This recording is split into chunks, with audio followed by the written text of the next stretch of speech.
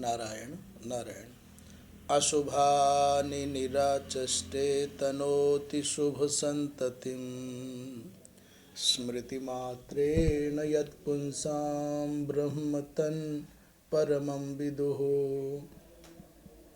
अति कल्याण रूपत्वात् नित्यं कल्याण संश्रयात् स्मर्तॄणां वरदत्वाच्च ब्रह्म तन् परमं विदुः। श्रीराम जय जय राम। श्रीराम जय जय राम। श्रीराम जय जय राम। श्रीराम जय जय राम। धर्म की जय हो, अधर्म का नाश हो, प्राणियों में सद्भावना हो, विश्व का कल्याण हो, गोहत्या बंद हो, गौ माता की जय हो।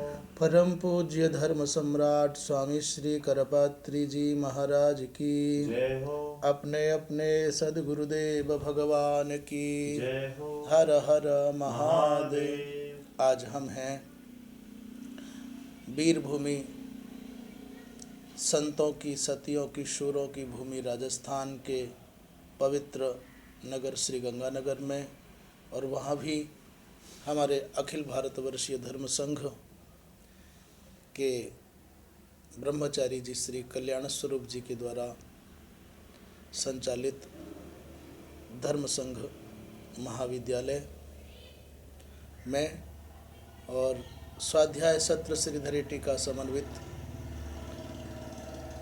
जो श्रीमद् भागवत का चल रहा है, उसके तीसरे स्कंद के 29वें अध्याय का आज 14वां श्लोक यहाँ से यात्रा आरंभ होगी। कल चर्चा चल रही थी कि जो भगवान का भक्त है, अपनी ओर से तो कामना कौन कहे कि स्वतः इच्छा करता है कुछ पाने की, ये नहीं।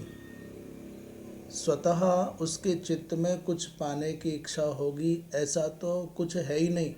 अपितु दीयमानम अपि न गृह्णन्ति बिना मत सेवनम जनाः।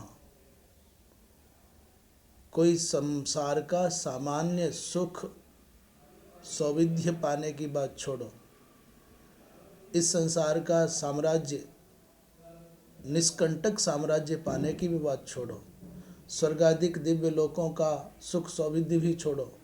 अभी तो कह रहे हैं कि वो जो सालोक्य, सार्ष्टि, सामीप्य, सारूप्य और एकत्व माने सायुज्य मुक्ति भी भगवान का भक्त नहीं चाहता।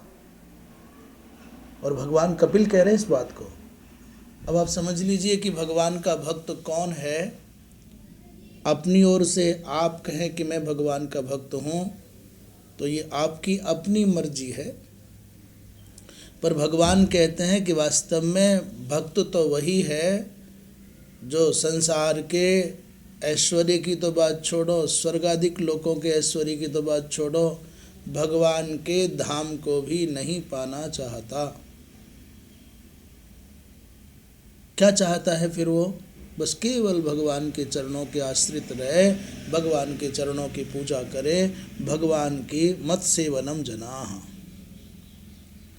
केवल भगवान के अर्चादि विग्रह की पूजा में, अष्टयाम उपासना में कुछ कुछ ऐसा भी कहा जाता है मत सेवनम। बोले मत सेवनम का तात्पर्य मेरी सेवा तो है ही, बोले मेरे भक्तों की सेवा में जिसका चित्त लगा रहता है वही, उसी को भगवान का भक्त मान रहे हैं। आगे 14वां श्लोक देखते हैं। स एव भक्ति योगाख्य आत्यंतिक उदाहृतः येनातिव्रज्य त्रिगुणं मद्भावायोपपद्यते। 14वें श्लोक में कह रहे हैं कि स एव आत्यंतिक भक्ति योगाख्यः उदाहृतः।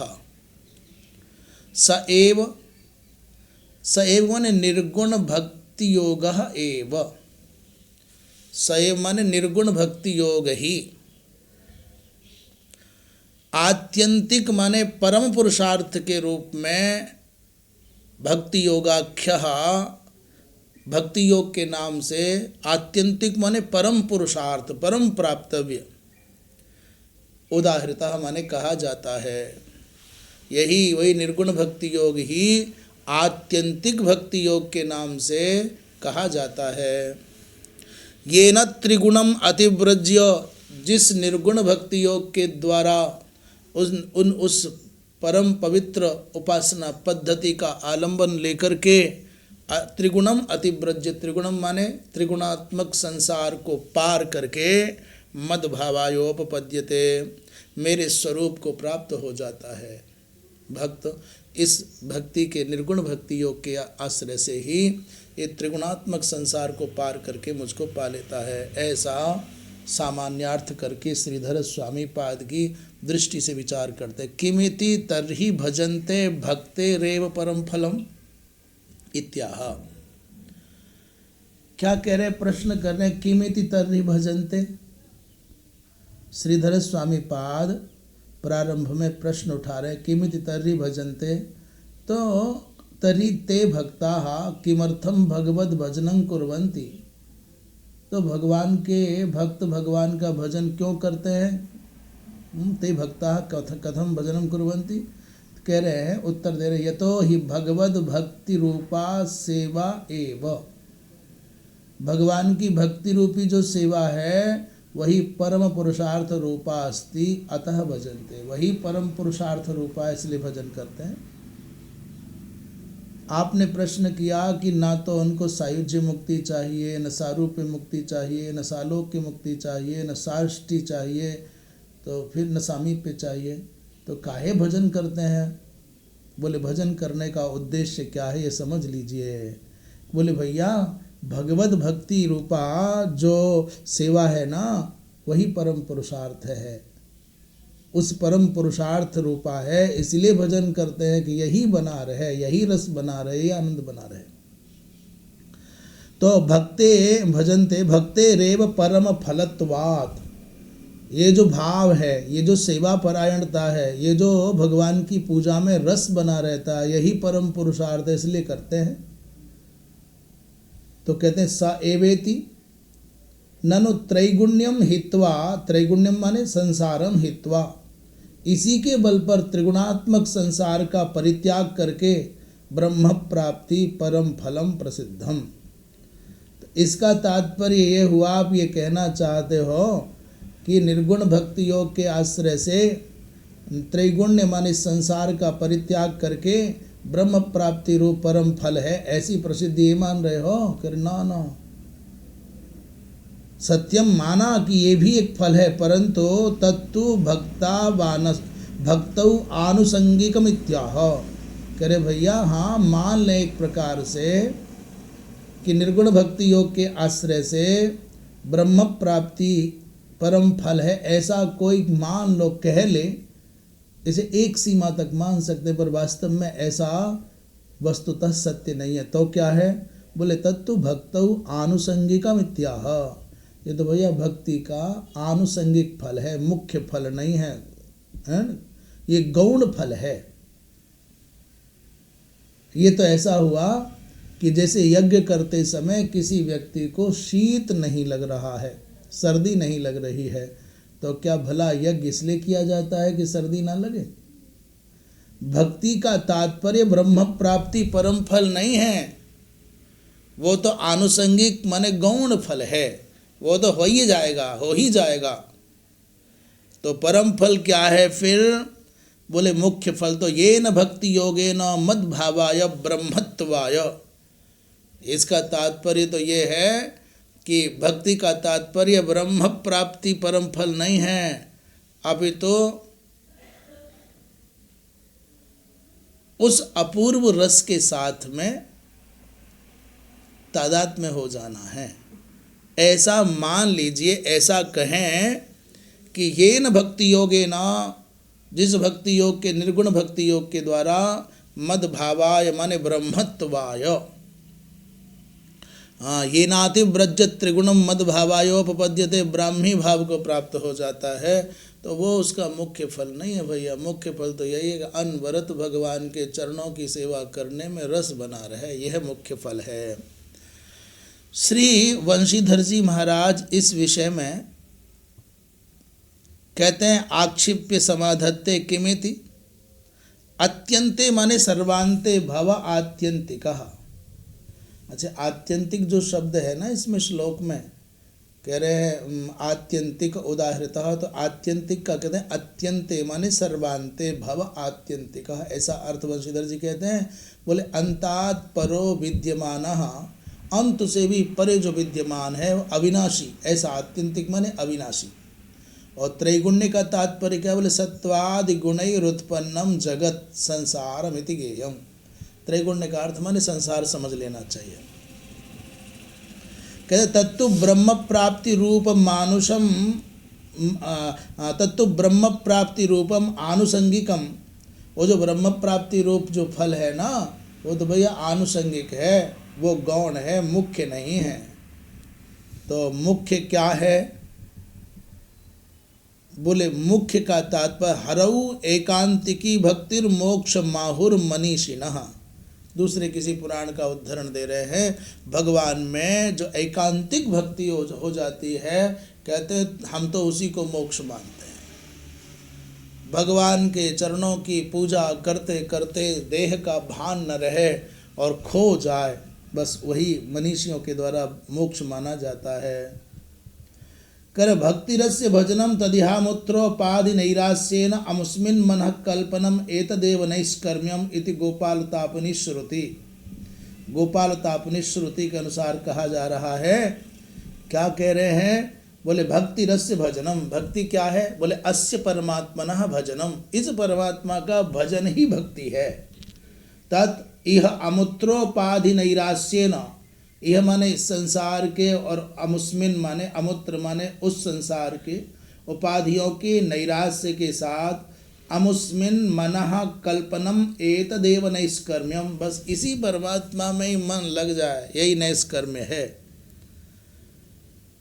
14वें श्लोक 15वें श्लोक में देख ले रहे हैं, निषेवितेना निमित्तेन स्वधर्मेण महीयसा क्रियायोगेन शस्तेन नातिहृंसेन नित्यशः। निषेवितेन निमित्तेन स्वधर्मेण महीयसा क्रियायोगेन शस्तेन नातिहिंस्रेण नित्यशः। 15वें श्लोक में क्या कह रहे हैं, अनिमित्तेन महीयसा स्वधर्मेण निषेवितेन नातिहिंस्रेण। तो ये ऐसा कह रहे हैं, क्या कहना चाहते हैं देखें कि दो बातें हैं। अनिमित्त माने निष्काम भाव से किए गए, महीयसा ये जो शब्द है इसका स्वधर्म का विशेषण मान लें। महीयसा स्वधर्मेण, महानतम स्वधर्म का निषेवितेन माने पालन करने से। एक तो स्वधर्म का एक विशेषण हो गया अनिमित्त, उसमें कोई फल की आकांक्षा नहीं है, फलाकांक्षा रहित निष्काम भाव से।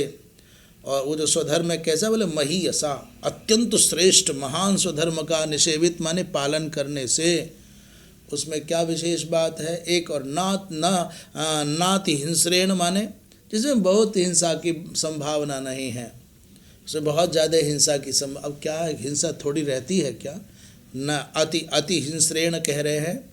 बोले शस्तेन क्रिया योगेन, शस्त माने प्रशस्त क्रियायोग के द्वारा, नित्य सह माने ये नित्य, ये नियमित रूप से ऐसा हो तो क्या होता है इससे, बोले कह रहे हैं भैया इससे साधक का मन अत्यंत पावन हो जाता है। परिशुद्धाशयः, आशय माने अंतःकरण परिशुद्ध हो जाता है, भगवान में मन लगने लग जाता है ऐसा करने से। तो ऐसा 15वें श्लोक की बात कह रहे हैं। तो उसकी श्रीधर स्वामी क्या कहते हैं, एवं भूतायाः भक्तेः साधनानि आह।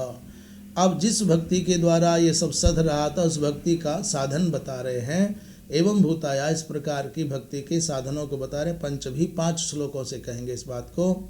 निषेवितेन माने सम्यक अनुष्ठितेन।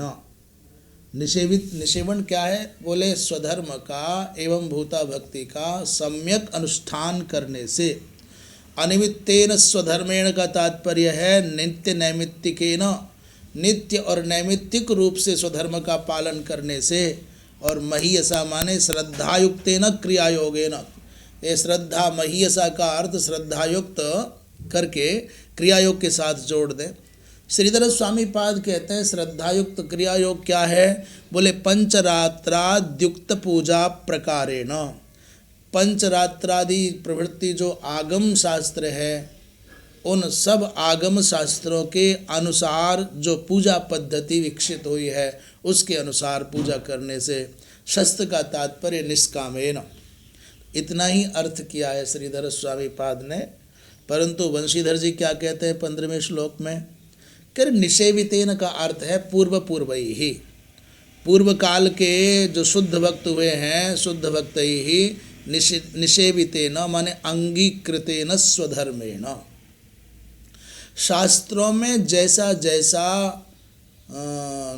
नियमावली बताई गई है, शास्त्रों में जैसा जैसा आचार बताया गया है, आचार विचार बताया गया है, और जैसा जैसा हमने पूर्वाचार्यों के आचरण में वो देखा है, तो पूर्व पूर्व ही शुद्ध भक्त ही, जो शुद्ध भक्तों के द्वारा निषेवित माने अंगीकृत स्वधर्म है। स्वधर्म क्या है, ब्रह्मचारी का, गृहस्थ का, वानप्रस्थ का और सन्यासी का धर्म भिन्न भिन्न है, आचार संहिता भिन्न भिन्न है। ठीक उसी प्रकार ब्राह्मण के लिए, क्षत्रिय के लिए, वैश्य के लिए, शूद्र के लिए भी आचार संहिता भिन्न भिन्न है। तो जो जिस वर्ण और जिस आश्रम में जन्मा है उसके लिए जो शास्त्र के द्वारा बनाया गया आचार विचार एक जीवन जीने का आधार है, विधि निषेधात्मक, उसके उस स्वरूप को कह रहे स्वधर्म। तो शुद्ध भक्तों के द्वारा अंगीकृत जो स्वधर्म है, जो स्मृति शास्त्रोक्त प्रमाणों के द्वारा बताया गया है कि मृज्जलादिभिर्देह वस्त्र पात्रादि द्रव्य शुद्धि विधि रूपो निर्मंत्र का एव गेया, उसमें क्या है, मिट्टी का जल का प्रयोग कैसे होना है, देह को शुद्ध कैसे रखना है, वस्त्र को पात्र को द्रव्य को शुद्ध कैसे रखना है, इत्याकारक जो आचार विचार संहिता है, आचार संहिता है। महीयसा शब्द का अर्थ कर रहे हैं वंशीधर जी अर्चनादि भक्त्युपयोगित्वात् प्रशस्तेन, अर्थात अर्चनादि भक्ति में उपयोगी होने से जो अत्यंत प्रशस्त है उसकी बात कर रहे हैं।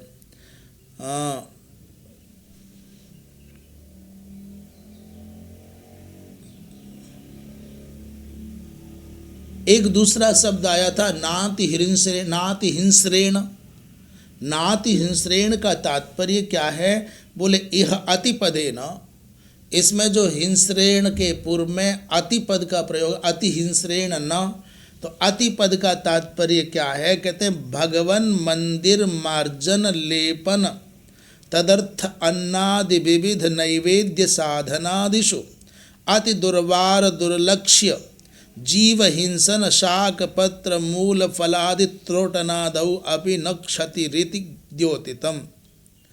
क्या था अति हिंस्रेण का तात्पर्य क्या है, बोले भाई आपने भगवान के मंदिर का मार्जन किया, मार्जन कर रहे हैं, झाड़ू लगा रहे हैं, तब कोई कीट आदि की मृत्यु हो गई, लेपन करने में अनेक प्रकार के ज्ञाताज्ञात जीवों का जीवन मुक्त हो गया, तो इत्यादि, और भगवान का नैवेद्य पकाना है, अन्नादि पकाना है, नैवेद्य साधन करना है, इत्यादिक अवसरों पर जलादिक भर करके लाए उन अवसरों पर जो दुर्वार दुर्लक्ष्य जीव हिंसा है, दुर्वार माने जिसका समाधान नहीं है, जिसका निवारण नहीं किया जा सकता है, ऐसी कोई जीवादिक हिंसा हो गई, दुर्लक्ष्य जीव हिंसा हो गई, शाक पत्र मूल फल आदि लेकर के आने में जीव हिंसा हो गई, तो बोले वो जो अति हिंसा नहीं, अर्थात ये हिंसा जो ज्ञाताज्ञात हुई है इसकी बात नहीं कर रहे।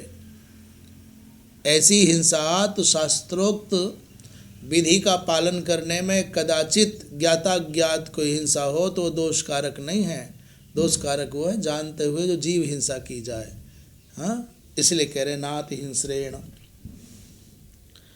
आगे कहते हैं 15वें श्लोक में कह रहे हैं, अच्छा 15वां तो हो गया ना, 16वें में कहते हैं मध्यस्न्य दर्शन स्पर्श पूजा स्तुत्यभिवन्दनैः भूतेषु मद्भावनया सत्वेना संगमेन च।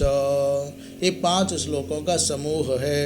मध्यस्न्य दर्शन स्पर्श पूजा स्तुत्यभिवन्दनैः भूतेषु मद्भावनया सत्वेना संगमेन च। 16वें श्लोक में कह रहे हैं अब मध्यस्न्य दर्शन, मध्यस्न्य माने मेरी मूर्तियों का, विग्रहों का, प्रतिमादिक का दर्शन, स्पर्श उनको स्पर्श करना, पूजा उनकी पूजन करना, स्तुति गान करना, अभिवंदन माने नमन करना, भूतेषु मद्भावनया सत्वेन असंगमेन च। क्या होता है इन सब के करने से?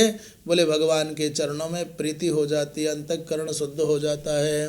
भूतेषु माने सभी प्राणियों में मद्भावनया मेरी भावना करना। ये भक्त की जो पवित्रता है वो केवल बाह्य नहीं, अपितु इस बात से सिद्ध होती है कि भगवान की मूर्तियों का दर्शन करना, पूजन करना, वंदन करना, नवदा भक्ति का पालन करते करते जीव मात्र में भगवान की भावना होने लग जाना। सिय राममय सब जग जानी और करहूँ प्रणाम जोर जुग पानी, ये भावना है। दूसरा, निज प्रभुमय देख ही जगत के ही सन कर ही विरोध, सब में भगवान की भावना करना। मद भावनया प्राणियों में मेरी भावना होने लग जाए तो सत्वेन माने धैर्य से, असंगमेन माने संसार के इन विषयों से चित्त को विरक्त करना, अनासक्त कर लेना, वैराग्य से ऐसा कोई करता है तो भगवान के चरणों में उसकी प्रीति स्थिर होने लग जाती है। श्रीधर स्वामी पाद कह रहे हैं 16वें श्लोक में मध्यस्न्यम माने मत प्रतिमादि, मेरी प्रतिमादि का पूजन करना, तस्य दर्शनादि भी उन प्रतिमाओं का दर्शन करना, सत्वेन माने धैर्यपूर्वक और असंगमेन माने वैराग्येन। वैराग्य क्या है? बोले उन विषयों के प्रति अरुचि हो जाना, अनासक्ति का भाव आ जाना। 16वें श्लोक में कह रहे मद भावनया अंतर्यामित्वेन मत चिंतनेन, अंतर्यामी रूप से मैं ही सब जीवों के, प्राणियों के अंदर समाया हुआ हूँ, इसलिए जीव मात्र में भगवत बुद्धि करना, ये तात्पर्य है। 17वां श्लोक आप समझ लीजिए। 17वें श्लोक में कोई श्रीधरी टीका नहीं है, श्लोक देखे। महताम बहुमानेन दीनानामनुकंपया मैत्रा चैवात्मतुल्येषु यमेन नियमेन च। महताम बहुमानेन का तात्पर्य कह रहे हैं जो महापुरुष हैं, जो भगवान का भजन करने वाले, भगवान के भक्त, शास्त्रज्ञ, ज्ञानी महापुरुष हैं। एक बात मैं आपको बताऊं कि आप चाहे जो हैं, यदि आप संतों का, विद्वानों का, श्रेष्ठ महापुरुषों का सम्मान नहीं कर सकते तो फिर आपके चित्त को कभी भी शांति नहीं मिल सकती। गुरुजनों को प्रणाम करने से, गुरुजनों की आज्ञा का पालन करने से, उनके समीप विनम्र भाव से, सेवक भाव से बैठने से, शुश्रूषु बनकर के बैठने से हृदय को अपूर्व शांति की प्राप्ति होती है। और आपने महात्मा का, महापुरुष का, भगवान का भजन करने वाले का निरादर कर दिया, अपमान कर दिया, तिरस्कार कर दिया, तो एक बात तो याद रख लीजिए कि वह परमात्मा सब कुछ सहन कर सकता है, पर अपने भक्त को कोई यदि पीड़ित करे तो वो सहन नहीं हो सकता। तो कैसे पता चले कि सहन नहीं होगा? बस एक पहचान है, शांति नहीं मिलेगी। एक ऐसी अज्ञात अग्नि में, अशांति में, असंतोष में, उद्विग्नता में जलता रहेगा जीवन भर, जब तक उसके चित्त से वो दुर्भाव नहीं जावेगा। ये बात बिल्कुल बहुत अनुभव की बात बता रहे हैं हम आपको। क्या कह रहे हैं? बोले महापुरुषों का महताम बहुमानेन, महापुरुषों के प्रति आपको अति आदर करने की वृत्ति आ गई। अच्छा, कौन है संसार में जिसमें कोई ना कोई दोष न हो? कौन है संसार में जिसमें कोई ना कोई न्यूनता न हो? तो काहे समुद्र के खारेपन पर अटके हैं? समुद्र से प्राप्त होने वाले रत्नों की ओर दृष्टि क्यों नहीं है?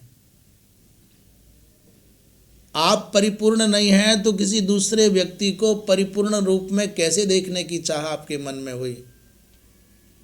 आप निर्दोष नहीं हैं तो दूसरे व्यक्ति को, दूसरे को, साधु को निर्दोष क्यों देखना चाहते हो? कोई ना कोई तो त्रुटि रहेगी ना। इसलिए उनकी त्रुटियों पर, दोषों पर दृष्टि नहीं, उनके सद्गुणों पर दृष्टि जानी चाहिए, उनके अच्छी बातों पर दृष्टि जानी चाहिए।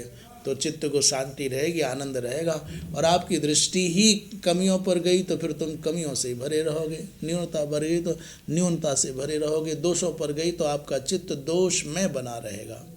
इसलिए महापुरुषों का सम्मान करे, गुरुजनों का समादर करे। उनकी बुराइयां उनके साथ, हमको उनकी अच्छाइयों से प्रयोजन है। हमें क्या? दीनानाम अनुकंपया, दीनों पर सदा दया करो। कई लोग तो ऐसे निष्ठुर होते हैं, कदाचित अपने से बड़ों के प्रति तो सम्मान का भाव कदाचित प्रदर्शन कर भी दें, पर अपने से छोटे को तो बहुत पीड़ित करते हैं, बहुत सताते हैं। गरीबों को, निर्बलों को, असहायों को बहुत पीड़ा देते हैं। ये भगवान के भक्त का लक्षण नहीं। भगवान का भक्त तो जैसे अपने से बड़े मिल जाए तो उनके प्रति श्रद्धावनत हो जाए, अपने से छोटे मिल जाए, दीन मिल जाए तो उन पर अनुकंपा की भावना हो, दया की भावना हो। और च आत्मतुल्येषु एव, कह रहे आत्मतुल्येषु एव मैत्र्या, और जो बिल्कुल मेरे स्तर के हैं, जो बिल्कुल समान स्तर के हैं, उनके प्रति मैत्री का भाव रहे, समानता का भाव रहे। तो तीन काम बड़े आ जाएं तो उनके प्रति श्रद्धावनत हो जाओ, दीन आ जाएं तो उनके प्रति करुणा से भर जाओ, और समान स्तर के हों तो उनके साथ मैत्री का संबंध करो। और यमेन च नियमेन च, यम और नियम का पालन करोगे तो भैया आपका भगवान के चरणों में अतिशय प्रेम हो जाएगा। हाँ, ऐसा करने से क्या होगा? बोले आपका अंतःकरण शुद्ध होगा और भगवान के चरणों में प्रीति हो जाएगी। ये लाभ होगा। यम क्या है और नियम क्या है, इसकी चर्चा पहले श्रीधरी टीका देख लेते हैं। 18वां श्लोक है, क्या हुआ? 17वां, हाँ 17वें श्लोक में टीका तो है नहीं। बंशीधर जी ने क्या कहा है देख लेते हैं। बंशीधर जी कहते हैं यम क्या है? यम है अहिंसा, अस्तेय, ब्रह्मचर्या, परिग्रहा, यमाः। नारायण, कौन कौन? अहिंसा, अहिंसा, अस्तेय, अस्तेय, ब्रह्मचर्य, ब्रह्मचर्य, अपरिग्रह। अच्छा, सत्य रह गया। अहिंसा, सत्य, अस्तेय, ब्रह्मचर्य, अपरिग्रहा, ये 5 यम हैं। अहिंसा प्रायः चर्चा में बहुत बार आ चुका, आप जानते हो। मनसा वाचा कर्मणा, किसी भी जीव को क्षति न पहुंचाना अहिंसा है। मन से, वाणी से, क्रिया से किसी जीव को क्षति न पहुंचाना, ये ही अहिंसा है। सत्य आप जानते हो, पीछे भी चर्चा आ चुकी है। सत्य अस्तेय माने चोरी न करना, किसी भी व्यक्ति की कोई भी वस्तु बिना उसकी अनुमति के नहीं लेना। ब्रह्मचर्य आप जानते ही हैं, सर्वथा अपने सत्व का संरक्षण करना। अपरिग्रह माने अनावश्यक रूप से कुछ भी संचय करके नहीं रखना। ये 5 यम हैं और 5 ही नियम है। शौच, संतोष, तपस्वाध्याय, स्वाध्यायेश्वर प्रणिधानानि नियमाः।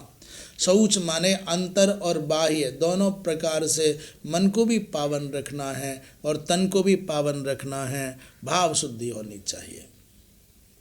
हाँ, संतोष माने यथालाभ संतोष, बिना मांगे, बिना चाहे, अयाचित वृत्ति से जो कुछ प्राप्त हो जाए उसी में निर्वाह करने की वृत्ति हो। तपः माने तपस्या करना, स्वाध्याय करना, और ईश्वर प्रणिधान माने ईश्वर का ध्यान करना इत्यादि के नियम हैं। ऐसा 17वें श्लोक में कह रहे हैं। इन सब का पालन करने से मन शुद्ध होता है और भगवान के चरणों में प्रीति हो जाती है। आगे कहते हैं 18वें श्लोक में, आध्यात्मिकानुश्रवणान नाम संकीर्तनाच्च मे आर्जवेनार्य संगेन निरहं क्रियया तथा। 18वें श्लोक में क्या कह रहे हैं देखो, कि देखो ये सारे नियम बताए 5 श्लोकों में। आध्यात्मिकानुश्रवणम, आध्यात्मिकानुश्रवण क्या है साहब? बोले आध्यात्मिकानुश्रवण है जिस ग्रंथ में, जिस श्रवण में देह, इंद्रिय, अंतःकरण और आत्म के विषय में ज्ञान का स्फोट होता हो, ज्ञान का प्रकाश होता हो। देह की चर्चा हो, इंद्रियों की चर्चा हो, अंतःकरण की चर्चा हो, आत्म संबंधी चर्चा जिनमें हो, ऐसे वेदांत के सिद्धांतों का अखंड श्रवण करने में जिसकी रुचि होगी उससे क्या होगा? बोले ऐसा शास्त्र श्रवण करने से, अथवा जीव जगत और जगदीश्वर विषयक जिसमें श्रवण विद्यमान हो उसको आध्यात्मिक कहते हैं। आध्यात्मिक श्रवण का तात्पर्य ऐसा ही है। अध्यात्म विषयक शास्त्रानुश्रवण, ऐसा करने से माने वेदांत श्रवण करने से क्या होता है? बोले अथवा दूसरा कह रहे हैं भगवान नाम संकीर्तन, नाम संकीर्तनाच, भगवान के, मान लो नहीं वेदांत का श्रवण कर पाते तो भगवान के नाम का संकीर्तन करो, नाम जपादिक करो। आर्जवेनो, और संग में ये हो, वेदांत के सिद्धांतों का श्रवण किया, प्रतिपादन किया, परिपालन किया और अभिमान आ गया तो बात नहीं बनेगी। सरलता होनी चाहिए, चाहे नाम जपो, चाहे शास्त्र के माने ग्रंथों की गुत्थियों को सुलझाओ, ग्रंथियों को सुलझाओ, पर सरलता हो। आर्जवेन, और ये आर्जव कब आएगा? बोले आर्य संगेन, जब श्रेष्ठ जनों का संग करोगे, तथा निरहं क्रियया, और जब आप अहंकार रहित हो जाओगे तो क्या होगा? मन शुद्ध होगा और भगवान के चरणों में प्रीति होने लगी। इन सब के द्वारा ऐसा होता है। श्रीधर स्वामी पाद इस प्रसंग में कह रहे हैं आर्जवेन का तात्पर्य 17वां कि 18वां है? 18वां ना, हाँ। आर्जवेन माने अकौटिल्येन, कुटिलता नहीं होनी चाहिए, मन में कुटिलता नहीं होनी चाहिए तो बात बनती है। 18वें श्लोक में बंशीधर जी क्या कह रहे हैं? आध्यात्मिकम माने आध्यात्मिकम माने आत्मानात्म प्रतिपादकम शास्त्रम। अध्यात्म शास्त्र क्या है? बोले आत्मा अनात्म संबंधी जिसमें विचार प्रतिपादित है। आत्मानात्म प्रतिपादकम शास्त्रम आध्यात्मिक शास्त्रम। चक्रवर्ती जी महाराज ने तो कुछ और ही कहा है कि आध्यात्मिकस्य माने अंतःकरण भवस्य दोषस्य गुणस्य। आध्यात्मिक शब्द का अर्थ कर रहे हैं माने अंतःकरण में समुत्पन्न होने वाले जो गुण दोष हैं, तस्य आध्यात्मिकस्य माने अंतःकरण भवस्य, अंतःकरण में होने वाले जो दोष गुण हैं उनका अनुश्रवणात् अंतःकरणस्य भक्तौ प्रवर्तनार्थम, उनका श्रवण करो। क्या गुण क्या दोष है ऐसा जान करके फिर क्या करेंगे? बोले ये अंतःकरण के गुण दोषों को जानोगे तब दोषों से मुक्त हो करके गुणों को और प्रखर करके भक्ति में आपकी चित्त प्रवृत्ति हो जाएगी। तद गुण दोषावश्यम, तद गुण दोषौ अवश्यम श्रोतव्यो। भैया मन को दूषित करने वाले दोष क्या क्या हैं, मन को उत्कृष्ट बना, अंतःकरण को उत्कृष्ट बनाने वाले गुण क्या क्या हैं, इन दोनों को अवश्य सुनना चाहिए। गुण दोषौ अवश्यम श्रोतव्यो। दंभाद्यंतःकरण दोषस्य स्वस्मिन् सति, जो दंभ है ये अंतःकरण का दोष है, ये यदि तुम में रह गया अंदर तो फिर भगवान का भजन कैसे होगा? इसलिए कह रहे दंभम महदुपासनया जयेत। यदि आप अपने चित्त में व्याप्त अंतःकरण के दोष रूप दंभ को जीतना चाहते हो, दंभ से मुक्त होना चाहते हो तो क्या करना चाहिए? बोले महापुरुषों की उपासना करो, ज्ञानियों की शरण में रहो, सदाचार संपन्न सरल हृदय निष्कपट व्यवहार करने वाले सत्पुरुषों की सेवा करोगे तो जीवन में दंभ नहीं रहेगा। और पाखंडी के साथ बैठोगे, दंभी के साथ बैठोगे, बनावटी के साथ बैठोगे तो तुम भी वैसे ही हो जाओगे। इसलिए कह रहे महापुरुषों की सेवा करने से दंभ नष्ट हो जाता है। तो इत्यादि विधौ भक्त प्रवृत्ति स्यात्, इत्यादि विधि में भक्त की प्रवृत्ति हो, इसलिए कह रहे हैं नाम संकीर्तनाच, वो तभी संभव होगा। दो बातें कह दी, महापुरुषों की सेवा करो और वेदांत के शास्त्रों का जिसमें आत्मा और अनात्मा का विवेचन है उसका श्रवण करो। यदि ये नहीं कर सकते तो नाम संकीर्तनाच, भैया नाम संकीर्तन में निष्ठा हो जानी चाहिए, नाम जप में निष्ठा हो जानी चाहिए। देखो एक बात बताएं आपको, जैसे नाम जप की कलयुग में बड़ी महिमा है, ऐसे संध्या वंदन की महिमा नहीं है, ऐसा नहीं है। ऐसा वेद पाठ की महिमा नहीं है, ऐसा नहीं है। ऐसा कोई न समझे केवल नाम जप से ही काम बनेगा या नाम जप से केवल काम न बनेगा। उसका तात्पर्य इतना ही है कि यदि आपको भगवान ने पूर्व जन्मों के पुण्यों के अनुसार द्विज बनाया तो द्विजोचित जो शास्त्राज्ञा है उसका पालन करो। जो ब्राह्मण क्षत्रिय वैश्य यथा समय यज्ञोपवीत संस्कार आदि संपन्न करा चुके, उनको संध्या वंदन में अधिकार है, उनको पहले संध्या वंदन ही करना चाहिए। पर ऐसा नहीं है कि वो नाम जप ना कर सकें, वो नाम नहीं जपेंगे, जपे ना, कौन रोकता है। पर ये भी नहीं करना चाहिए द्विज को कि वो संध्या वंदन छोड़ करके स्वधर्म का परित्याग करके नित्य कर्म का परित्याग करके केवल नाम जप से वो चाहे, तो द्विज के लिए आज्ञा नहीं है। हाँ, जिनका संध्या वंदन आदिक में अधिकार नहीं है उनके लिए उनका कल्याण हो जाएगा केवल नाम जप से। माताएं हैं, बहनें हैं, अनुपनीत हैं, जो द्विज बंधु हैं, जो दूसरे द्विजेतर हैं, उन सबके लिए तो नाम जप है ही, उसके लिए कहाँ निषेध है। तो आप परधर्म को स्वधर्म की कोटि में ला करके चाहो कि तुम्हारा भला होगा, नहीं, ऐसा नहीं। क्षमा करना या नाम जप की महिमा नहीं घटा रहे हैं, अभी तो वस्तुतः शास्त्रों का जो मर्म है उसकी चर्चा कर रहे हैं। क्या कह रहे हैं? बोले नाम संकीर्तनाच, पर नाम संकीर्तन किन के लिए और वो कैसे करना है ये भी ध्यान देना। वंशीधर जी कहते हैं नामापराध त्यागे नैव कार्यम। नाम संकीर्तन नाम जब भी नामापराध का परित्याग करके ही करना चाहिए। नाम के बल पर, नाम का आलंबन लेकर के तुम स्वधर्म को त्यागोगे तो ये नाम जब भी तुम्हारे लिए उपकारक न होगा। इसलिए बहुत सावधानी से विवेचन करना चाहिए। आर्याणाम शास्त्र विदाम संगेन, जो शास्त्रवेत्ता महापुरुष हैं उनका संग करने से और निरहंक्रिया अर्थात देहादिषु अहंता त्यागेन, शरीर आदि में अहंकार की बुद्धि नहीं करना है। इस प्रकार जो साधक साधना करता है उसका चित्त शुद्ध हो जाता है और वो भगवान के चरणों में प्रीति प्राप्त कर लेता है। ये भाव है। इसलिए भैया पहले कह रहे हैं कि आध्यात्मिक शास्त्रों का श्रवण करो और दूसरे नंबर पर कह रहे हैं नाम संकीर्तनाच में, जिसका वहाँ अधिकार नहीं है वो नाम की नौका में बैठ करके पार जाए।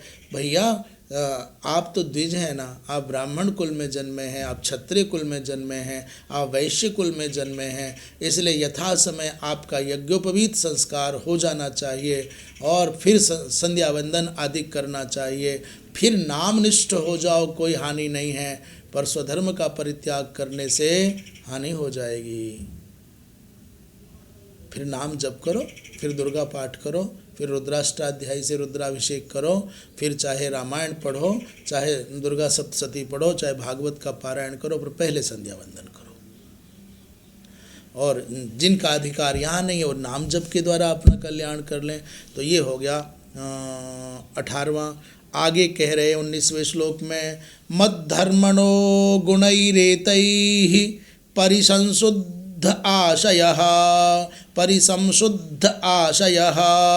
पुरुषस्याञ्जसाभ्येति श्रुतमात्र गुणम ही माम। क्या बढ़िया श्लोक है। क्या कह रहे हैं?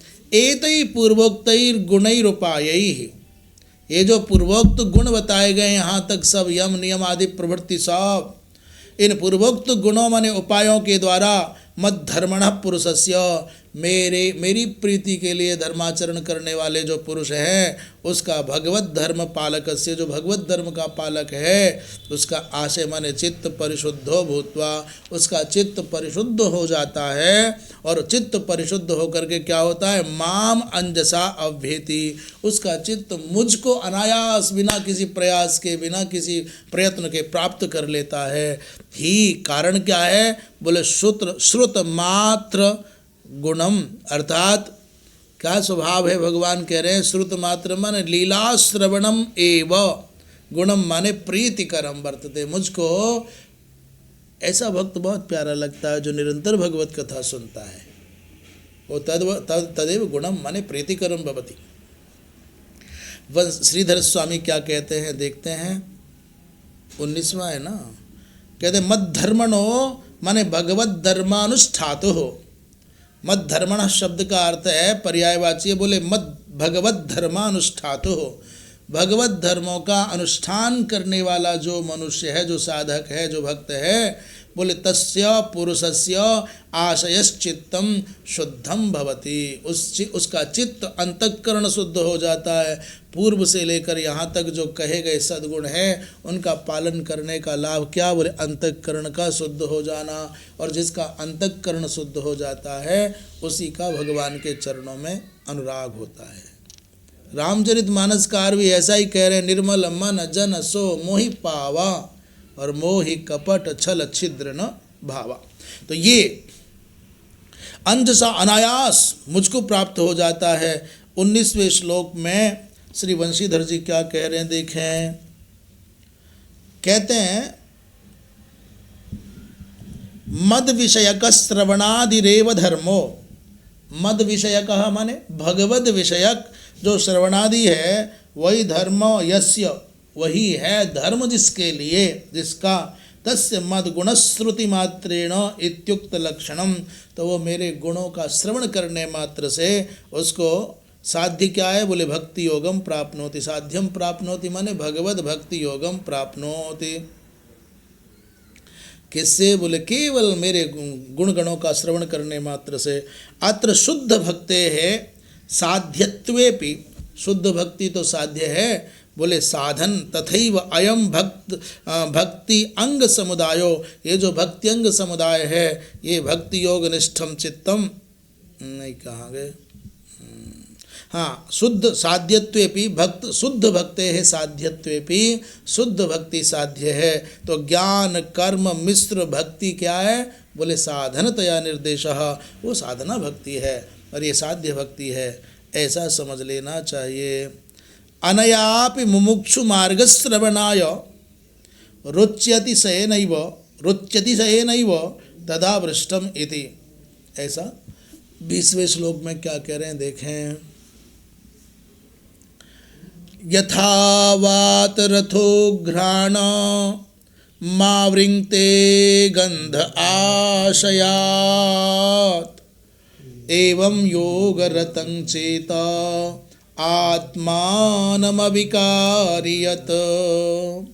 20वें श्लोक में कह रहे हैं मद धर्मणः, 20वें श्लोक में कह रहे हैं यथा वात रथः, वात रथ माने वात रथ कौन है, बोले गंधः, यथा वात रथः गंधः।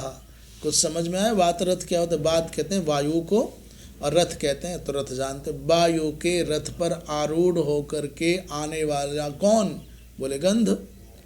तो यथा वात रथा गंधा, जैसे वायु पर चढ़ करके, वायु के रथ पर चढ़ करके आने वाला गंध, आशयात घ्राणम आवृंगते, आशयात माने कहाँ से आता है, वायु के रथ पर चढ़ करके गंध कहाँ से चलता है, बोले पुष्प के गर्भ से, आशयात पुष्पोदरात निर्गत्य, पुष्प गर्भात निर्गत्य, पुष्प के अंतःकरण से, पुष्प के उदर से, पुष्प के गर्भ से निकल करके जो गंध आता है वायु पर चढ़ करके, वो कहाँ पहुँचता है, बोले अनायास बिना किसी प्रयास के घ्राणम आवृंगते, वो नासिका तक पहुँच जाता है, नासिका को समाविष्ट कर लेता है। कोई प्रयत्न करना पड़ता है क्या?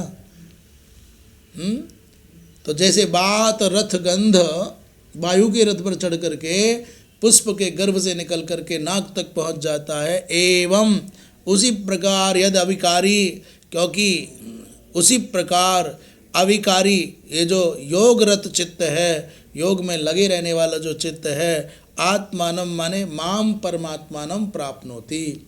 क्या कह रहे हैं? जैसे पुष्प के गर्भ से निकल करके वायु की सवारी गांठ करके जो सुगंध है वो नासिका को आकर के व्याप्त कर लेता है, नासिका को पा लेता है, तद्वत जो योग रत निर्विकार दोष रहित चित्त है वो माम आत्मानम परमात्मानम प्राप्नोति, मुझ परमात्मा को प्राप्त कर लेता है, ऐसा समझना चाहिए। 20वें श्लोक की टीका में कह रहे प्रयत्नम विनैव प्राप्तौ दृष्टान्तः। भगवत प्राप्ति प्रयत्न साध्य नहीं है, प्रयत्न के बिना ही भगवत प्राप्ति हो जाती है। इसमें दृष्टांत दे रहे हैं, वातो रथः प्रापको यस्य, वायु है रथ माने दूर देश को पहुंचाने वाला, प्रापक यस्य जिसका, कौन बोले गंधस्य, जिस गंध का दूर देश प्राप्ति कराने वाला साधन वायु ही है। तो आशयात्मन स्थानात, स्थान आशय का तात्पर्य पुष्प स्थान से निकल करके गंध वायु पर सवार होकर के जैसे नासिका को आवृंगते माने आत्मसात करोति अविकारी समम यच्चेतः, उसी प्रकार यस्य चेतः अविकारी, जिसका चित्त अविकारी है, उस साधक का चित्त सहसा अनायास बिना किसी प्रयास के भगवान को प्राप्त कर लेता है, ऐसा श्रीधर स्वामी कह रहे हैं। 20वें श्लोक की टीका में कह रहे हैं, यथा वातः, वातः माने वायु, पद्माकरस्थं गंधम नासिकाम प्रापयति, पद्माकरस्थ माने कमल के पुष्प में रहने वाली गंध को निकाल करके नासिका तक पहुंचा देता है, तथैव उसी प्रकार अयम भक्त्यंग समुदाय, ये जो भक्त्यंग समुदाय अब तक चर्चा हो रही थी, ये भक्ति योग जो समुदाय है, भक्ति योग निष्ठ चित्त को परमेश्वरम प्रापयति, वो परमेश्वर तक पहुंचा देता है, परमेश्वर की प्राप्ति करा देता है, ये विशेष बात बता रहे हैं। 21वें श्लोक में अहम सर्वेषु भूतेषु भूतात्मा वस्थितः सदा तमवज्ञाय मां मर्त्यः कुरुतेर्चा विडम्बनम। बहुत सुंदर बात कह रहे हैं, अहम सर्वेषु भूतेषु भूतात्मा वस्थितः सदा तमवज्ञाय मां मर्त्यः कुरुतेर्चा विडम्बनम। भगवान क्या कह रहे हैं? कपिल भगवान मैया, जो प्राणी सर्वेषु भूतेषु भूतात्मा अहम सदा अवस्थितः, ये सब चराचर प्राणियों में, चराचर जड़ चेतनात्मक प्रपंच में सर्वत्र मैं बसता हूँ, सबके हृदय में। सर्वेषु भूतेषु सभी प्राणियों के अंतःकरण में, भूतात्मा माने आत्मतया मैं निवास करता हूँ, सदा अवस्थितः अहम, और मैं जब सब में रहता हूँ तो मर्त्यः तम माम अवज्ञाय, जो मनुष्य सब प्राणियों के अंदर रहने वाले मेरी अवज्ञा करके और फिर पूजा करता है, पूजा का विडंबना करता है, पूजा का नाटक रचता है, स्वांग रचता है, तो कितनी चिंता की बात है, कितनी अच्छी। सब प्राणियों के अंदर रहने वाले मेरा तिरस्कार करता है और मूर्ति की पूजा में, यहाँ मूर्ति पूजा का तिरस्कार अभिष्ट नहीं है। कभी नास्तिकों की भांति और अनारियों की भांति आप ऐसा कहने लग जाओगे, देखो जी भगवान कह रहे हैं मूर्ति पूजा। अरे बाबा, मूर्ति पूजा का खंडन नहीं है, अपितु मूर्ति पूजा करने वालों की उत्कृष्टता की ओर ले जाने की भावना है कि जैसे मूर्ति में आप परमात्मा का भाव करके अर्चन करते हो, वैसे ही सचल मूर्तियों में, मनुष्य के द्वारा बनाए गए श्री विग्रहों में भगवत्ता का अनुसंधान करने वाले हे भावुक सनातनी, तुम परमात्मा के द्वारा बनाई गई चलती फिरती मूर्तियों में भगवत भाव करने लग जाओ। ये उद्देश्य है। क्या कह रहे हैं? बोले मैं सर्वत्र विराजमान और मुझको छोड़ करके अर्चा विडंबन करता है, उसको श्रीधर स्वामी कह रहे हैं चित्त शुद्धिश्च भूतात्म दृष्ट्यैव भवति, सर्वभूतात्म दृष्ट्यैव भवति। भैया, चित्त की शुद्धि तो तभी होती है जब सब प्राणियों में व्यक्ति भगवान की भावना कर लेता है। सर्वभूतात्म दृष्ट्यैव भवति इति वक्तुम, ऐसा कहने के लिए केवल प्रतिमादि निष्ठाम निंदन आह, केवल प्रतिमादि, केवल श्री विग्रह मूर्ति आदि की पूजा में लगे हुए, उस केवल मूर्ति की पूजा करने वाले, मूर्ति में परमात्मा की पूजा करने वाले, मूर्ति मात्र में परमात्मा की पूजा करने वाले की एक प्रकार से उत्कृष्टता प्राप्ति हेतु निंदा कर रहे हैं। ये ऐसा ही है जैसे किसी ने 100 में से 70 नंबर लाए, तो 70 नंबर लाने पर उसको धन्यवाद नहीं दिया जा रहा, उसकी निंदा की जा रही है। तुम मूर्ख हो, तुम पढ़े लिखे नहीं, तुमने सब बेकार कर दिया साल। क्यों किया जा रहा है? बोले 70 क्यों आए, 100 क्यों नहीं आए। ऐसे ही ये मूर्ति 70 नंबर लाने के लिए निंदा नहीं की जा रही है, अपितु जो शेष 30 बचे हैं उन 30 नंबरों की प्राप्ति की प्रेरणा मिले इसलिए कहा जा रहा है। ऐसी जो मूर्ति पूजा कर रहे हैं इसलिए मूर्ति पूजा का निंदन नहीं है, अभी तो मूर्ति पूजा के साथ साथ प्राणी मात्र में भगवत भाव हो, इस भाव की स्थापना के निमित्त कहा जा रहा है। तो निंदन आह अहमिति सप्तभी 7 श्लोकों से कहेंगे इस बात को। अर्चैव विडम्बनम अनुकरणम, माने प्राणी मात्र में रहने वाले मुझ परमात्मा को छोड़ करके तुम केवल मूर्ति मात्र में पूजा करो और बाकी सबका तिरस्कार करो, तो ये अर्चा क्या, विडंबन मात्र है, अनुकरण मात्र है, केवल नाटक मात्र है, केवल स्वांग रचना मात्र है। अर्चायाम पूजा विडंबनम इति वा, अथवा अर्चायाम ये पूजा में ही विडंबन है। तो अवज्ञोपेक्षा द्वेष निंदा क्रमेण चतुर्भिर निषिध्यन्ते, भगवान की अवज्ञा, भगवान की उपेक्षा और भगवान से द्वेष और भगवान की निंदा। आपने किसी व्यक्ति की अवज्ञा की तो भगवान की ही अवज्ञा है, आपने भगवान किसी मनुष्य की, प्राणी की उपेक्षा की तो भगवान की ही उपेक्षा है, आपने किसी मनुष्य से द्वेष किया तो भगवान से ही द्वेष किया है, आपने किसी मनुष्य की निंदा की तो भगवान की ही निंदा की है। ये तात्पर्य है। इन चारों के चारों दोषों को क्रमशः चतुर्भी 4 श्लोकों के द्वारा निषेध करेंगे। 21वें श्लोक में श्रीधर स्वामी ने ऐसा कहा। अब वंशीधर जी की दृष्टि से देख लेते हैं।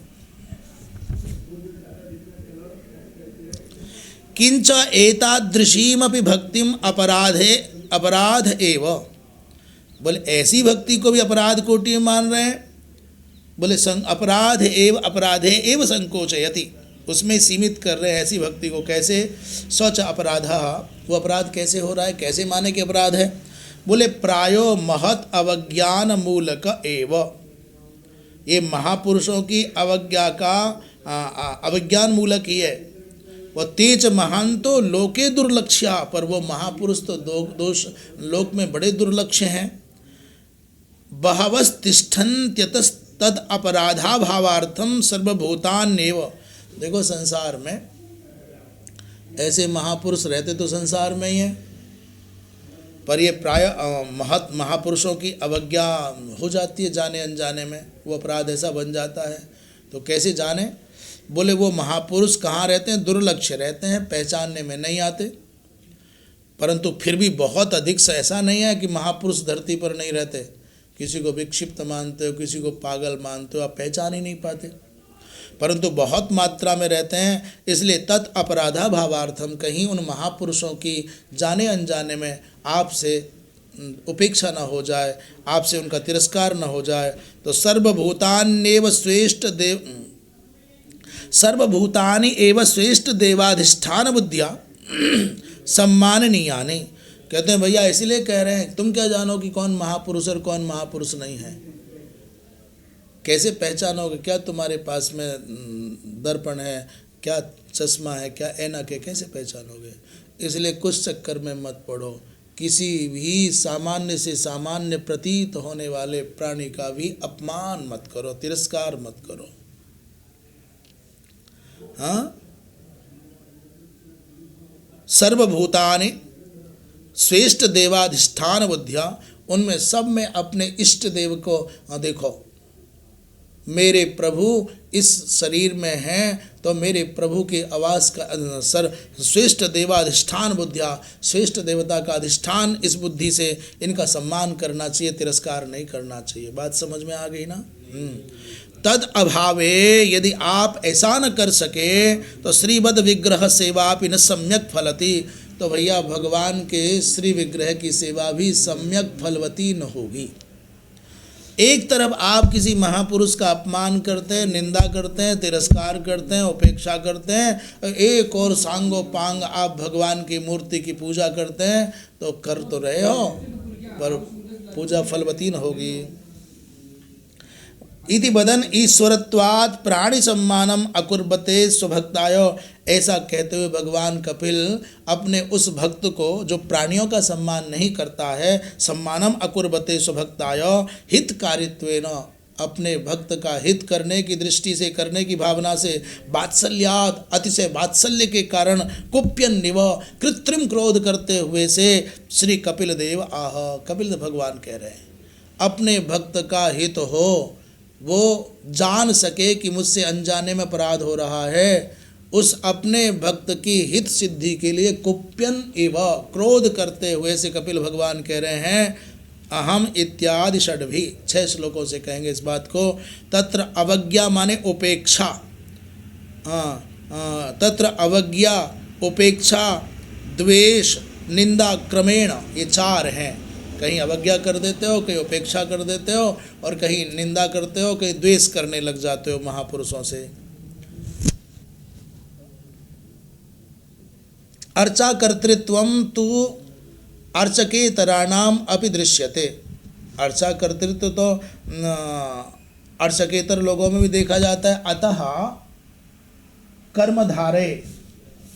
कर्मधारे स्वारस्यम आलक्ष्य अर्चायाम कर दिया, इसलिए कहते हैं भाई अर्चा क्या, पूजा और प्रतिमयो हो। अर्चा शब्द का अर्थ पूजार्थक भी है और प्रतिमार्थक भी है, इसलिए ये बात स्पष्ट कर देना चाहते हैं कि केवल मूर्ति पूजा में आपकी आस्था है, परंतु जीव मात्र के प्रति आपकी भगवत बुद्धि नहीं है, तो यात्रा अभी अधूरी है।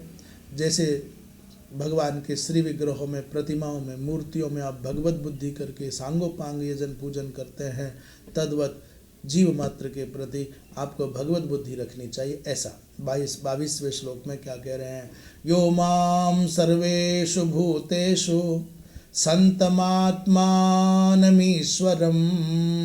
हित्वार्चाम भजते मौढ़्यात् भस्मन्येव जुहोति सः। भगवान कह रहे हैं सर्वेषु भूतेषु संतम माम, सभी प्राणियों में विराजमान मुझको, आत्मान, मुझको कौन बोले, आत्मानम ईश्वरम, वो जो परमात्मा है, परमेश्वर है, उसको हित्वा माने सब प्राणियों में विद्यमान मुझ परमात्मा को, ईश्वर को छोड़ करके हित्वा मन त्यक्त्वा मौढ़्यात मूर्खतावशात अर्चाम भजते, केवल मूर्ति पूजा मात्र करते हैं। स भस्मन्येव जुहोति, वो तो समझो कि अग्नि में हवन नहीं करते, वो राख में हवन करते हैं, भस्म में हवन करते हैं। यहाँ इसका भी तात्पर्य मूर्ति पूजा की निंदा नहीं है, तात्पर्य मूर्ति पूजा तो शास्त्रोक्त विधि है, उसका तो पालन करना ही चाहिए, वो तो अवश्य कर्तव्यता की कोटि में आता है। पर इसका तात्पर्य है भैया जो समग्र प्राणी है उनका तिरस्कार मत करो, उनका निरादर मत करो, उनकी उपेक्षा मत करो, उनसे द्वेष मत करो, उनकी निंदा मत करो, उनमें भगवत बुद्धि से बंधन करो। अब ऐसा नहीं है कि जैसे मूर्ति को पंचामृत से नहलाते हैं तो किसी को पकड़ करके पंचामृत से नहलाने लग जाओ, इसका तात्पर्य ये भी नहीं है। इसका तात्पर्य शुभ और अशुभ कर्म करते हुए व्यक्ति को देख करके भी आपके चित्त को यदि रागत द्वेष से मुक्त रखना है तो उसमें भगवत भाव कर लो, ये प्रभु की लीला चल रही है। बुरा कर्म करने वाले व्यक्ति के अंदर भी झांक करके भगवान का भाव करोगे तो उससे घृणा नहीं होगी, उससे द्वेष नहीं होगा, उसकी निंदा ना करोगे। और अच्छा कर्म करने वाले को देख करके यदि आप उसमें भगवत भाव करोगे तो उससे राग नहीं होगा, आसक्ति नहीं होगा, मोह नहीं होगा। ये लाभ है, ये दृष्टि रखनी है। तो जो भगवान की मात्र मूर्ति की पूजा करता है और सर्वत्र विद्यमान परमात्मा जो सब प्राणियों में है उनको उनका उपेक्षा कर देता है, ऐसे व्यक्ति को क्या कह रहे हैं, बोले यज्ञ तो कर रहा है परंतु राख में आहुति डाल रहा है। 22 हित्वा माने उपेक्षा, इतनी टीका लिखी है, उपेक्षा माने उपेक्षा करके। आगे क्या कह रहे हैं श्री बंसीधर जी क्या कहते देखें, 22वें श्लोक तक कह रहे हैं सबभूतांतर्यामी उपेक्षा स भूतांतर्याम्युपेक्षकारचकारचकः अर्चार्चकः, वो जो भूतांतर्यामी की उपेक्षा करके अर्चा अर्चक माने केवल मूर्ति का जो अर्चक है उसके लिए कह रहे हैं मोढ़्यात, वो मूढ़ता के कारण क्या मान रहा है, शैली दारुमयी बा काचित प्रतिमेयमिति मूढ़ बुद्धित्वात्। ये शैली माने पाषाण की मूर्ति है, ये दारू माने काठ की मूर्ति है, ये कोई प्रतिमा मात्र है, ऐसी जो बुद्धि करता है ऐसा। यस सर्वेषु भूतेषु वर्तमानम परमात्मानम ईश्वरम माम हित्वा, जो सब प्राणियों में विद्यमान रहने वाले मुझ परमात्मा को छोड़ करके मयैक्यम अभिभाव्य माने मुझको भिन्न मान रहा है, तो अर्चाम मदीयाम प्रतिमाम पूजते, केवल मेरी प्रतिमा मात्र का पूजन कर रहा है। केवल लोक रीति दृष्टिया तस्यै जलादिकम अर्पयति, लोक दृष्टि से जैसे पूर्व के लोग जल चढ़ाते रहे, मैं भी जल मात्र चढ़ा रहा हूँ, मात्र केवल जल चढ़ा दिया, चंदन लगा दिया, माला पहना दी, केवल नाटक कर रहा है। अग्नि पुराण में कहते हैं, एक प्रसंग आ गया है, बंशीधर जी कह रहे हैं कैसे पता चले कि केवल लोक रीति से ही देवता प्रतिमा की पूजा कर रहे, अरे भाई चढ़ा दो, दूसरे चढ़ा रहे तो हम भी चढ़ा दें, दूसरे चंदन लगा रहे तो हम भी लगा दें। कह रहे हैं जब दशरथ के द्वारा श्रवण कुमार का वध हुआ तो श्रवण कुमार के मरने पर उसके माता पिता रो रहे हैं। शिला बुद्धि कृता किंबा प्रतिमायाम हरेर्मया किम मया पथि दृष्टस्य विष्णु भक्तस्य करहिचित। वो उस समय अपने पुत्र की असमय मृत्यु का दुख सहन नहीं कर पा रहे और दशरथ जी महाराज को दोषारोपित नहीं कर रहे, अपितु अपने पूर्व जन्म के किसी दोष की उद्भावना करके क्या करें, अरे भैया लगता है मैंने पूर्व जन्म में भगवान की प्रतिमा में पाषाण बुद्धि कर ली। भगवान की प्रतिमा में मूर्ति में जो पाषाण बुद्धि करता है, गौ माता में जो चतुष्पाद पशु बुद्धि करता है, जो गंगा जी में नदी और गंगा जल में केवल पानी जल की बुद्धि करता है, जो ब्राह्मण में मनुष्य बुद्धि करता है, वो पापी है, अधम है, पातकी है, उसका पतन होगा। इसलिए कह रहे अरे लगता है मैंने कभी भगवान की मूर्ति में पाषाण बुद्धि शिला बुद्धि कर ली, और किम मया क्या कदाचित मैंने कभी विष्णु भक्त को रास्ते में दिखने वाले विष्णु भक्त की उपेक्षा कर दी क्या। तन मुद्रांकित देहस्य, वो चंदनादि लगे हुए उस देह को देख करके कहीं ऐसा तो नहीं मैंने उनका अनादर तो नहीं कर दिया, आदर तो नहीं, ऐसा लग रहा है कहीं अनादर हो गया। ये न कर्म विपाकेन पुत्र शोको ममे दृशः, जिस कर्म विपाक के कारण आज पुत्र शोक मुझे झेलना पड़ रहा है, अर्थात मुझसे अवश्य कोई ना कोई त्रुटि हुई, भगवान की प्रतिमा में पाषाण बुद्धि हो गई, भगवान के भक्त का मैं सम्मान न कर सका, शायद इसीलिए मुझको इतना भारी ये दुख सहना पड़ रहा है, ऐसा कह रहे हैं। विष्णु धर्मोत्तर पुराण में भी आया है, अर्चे विष्णु हो शिलाधीर और गुरुसु नरमतिर। जो व्यक्ति भगवान की प्रतिमा में विष्णु अर्चे, भगवान की प्रतिमा में शिला बुद्धि करता है, और गुरुसु माने गुरुजनों में नर बुद्धि करता है, नरमति मनुष्य बुद्धि करता है, और वैष्णवे जाति बुद्धि, वैष्णव में जाति बुद्धि करता है। विष्णोर बा वैष्णवानाम कलिमल हरने पाद तीर्थेम्ब बुद्धि, और भगवान विष्णु के चरणोदक में अथवा वैष्णवों के चरणोदक में, जो चरणोदक कैसा बोले कलिमल का हरण करने वाला है, कली के मलों का प्रक्षालन करने वाला है, उस पाद तीर्थ में जिसने अम्बु बुद्धि कर ली, जल बुद्धि करता है। अभी क्या बातें हो गई, पहली बात हुई विष्णु हो अर्चे माने विष्णु की प्रतिमा में पाषाण बुद्धि जो करता है। विष्णु का तात्पर्य उपलक्षण है पंच देवताओं की, पंचदेवों की अथवा सनातन धर्म परंपरा के शास्त्रोक्त जो देव विग्रह हैं उनमें जो पाषाण बुद्धि करता है, और गुरुजनों में जो मनुष्य बुद्धि करता है 2, और वैष्णव में जो जाति बुद्धि करता है 3, और भगवान विष्णु अथवा भगवान विष्णु के भक्त वैष्णवों के उस पाद तीर्थ में जो पाद तीर्थ कली के मलों का हरण करने वाला है, उसमें अम्ब बुद्धि माने जल बुद्धि करता है, सामान्य जल मानता है। और शुद्धे तन्नाम्नि मंत्रे सकल कलुष हे शब्द सामान्य बुद्धि। और जो शुद्ध, जो मंत्र रूपात्मक, जो सकल कलुषों का हनन करने वाला भगवान का नाम है, भगवान के नाम में जो सामान्य शब्द की बुद्धि करता है, शब्द सामान्य बुद्धि करता है, तो शब्द सामान्य बुद्धि किसमें? भगवान के नाम में। तो भगवान का नाम कैसा? 3 विशेषण बता रहे हैं। एक तो शुद्ध है वो नाम, दूसरा राम कृष्ण शिव विष्णु प्रभृति जितने नाम हैं, तो शुद्धे तन्नाम ने, शुद्ध उस भगवान के नाम में जो मंत्र रूपात्मक है, मंत्रे जो मंत्र है, नाम मंत्र है, जो सकल कलुष है माने सकल कलुषों का हनन करने वाला है, उसमें शब्द सामान्य बुद्धि कर ली, सामान्य शब्द है।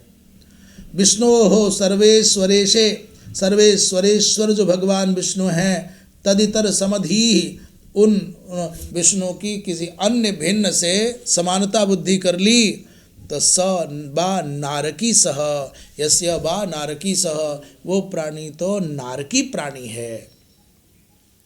ये बात कहाँ का श्लोक है? कह रहे हैं विष्णु धर्म पुराण का है। आगे कह रहे हैं तस्य मूढ़स्य मद्दृष्ट्या भावात् सर्वभूतावज्ञापि भवतीति। उस मूढ़ को, चूँकि उसने सब प्राणियों में मेरी बुद्धि नहीं की, भगवत बुद्धि नहीं की, तो सब प्राणियों की जिनकी उपेक्षा करता जाता है, भगवत अवज्ञा हो जाती है। तथा तद्दोषेण भस्मन यथा जुहोति कश्चित, तो इस दोष के कारण वो वैसा माना जाएगा जैसे कोई मूर्ख व्यक्ति जलती हुई आग में हवन करने का सौभाग्य नहीं पाता, वो बुझी हुई भस्म में, राख में हवन करने के जैसा हो जाता है। तस्य असत दधानस्य फलाभाव, तो भला बताओ, जब राख में हवन करेगा तो क्या फल होगा? ये शास्त्र विधि मुत्सृज्य यजन्ते श्रद्धयान्विताः, जो शास्त्र विधि का परित्याग करके, जो श्रद्धान्वित होकर के यजन करते हैं, इत्याद्युक्त रीत्या लोक परंपरा, केवल लोक परंपरा के कारण यजन करते हैं। जात किंचित श्रद्धा सद्भावे तो कनिष्ठ भागवतत्वमेव, वहाँ कनिष्ठ भागवतत्व होगा, वस्तुतः पूर्ण भागवतत्व न होगा। अर्चायामेव हरये पूजा यश्रद्धये हते न तद भक्तेषु चान्येषु स भक्त प्राकृतः। 11 स्कंद में बात आती है कि जो केवल प्रतिमा में पूजा करते हैं, अर्चायाम एव हरये, श्रद्धापूर्वक चाहते, पर भगवान के भक्तों में नहीं, अन्यों में भगवान सब वो भक्त तो है पर प्राकृत भक्त है। बोली वृंदावन विहारी लाल की। 22वां श्लोक हो गया और शेष चर्चा कल करेंगे। नारायण नारायण नारायण।